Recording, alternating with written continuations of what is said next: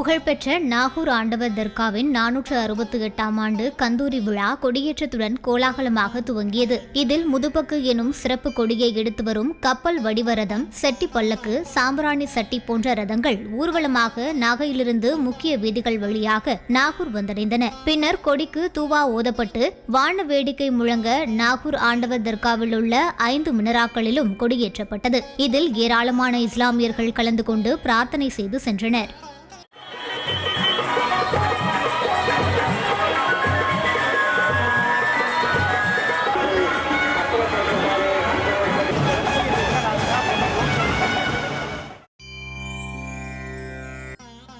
தஞ்சை பெரிய கோயிலில் கார்த்திகை சோமவாரத்தை முன்னிட்டு பெருவுடையாருக்கு 1008 சங்குகளில் புனித நீர் வைத்து சிறப்பு யாகசாலை பூஜைகள் நடைபெற்றன. பிறகு கடம் புறப்பாடு நடைபெற்று 1008 சங்காபிஷேகம் நடைபெற்றது. முன்னதாக பெருவுடையாருக்கு மஞ்சள், சந்தனம், பால், திரவிய பொடி, தயிர் உள்ளிட்ட பல்வேறு திரவியங்களால் சிறப்பு அபிஷேகம் செய்யப்பட்டது. பின்னர் அலங்கரிக்கப்பட்ட பெருவுடையாருக்கு மகா தீபாராதனை காண்பிக்கப்பட்டது. இதில் திரளான பக்தர்கள் கலந்து கொண்டு பெருவுடையாரை வழிபட்டனர்.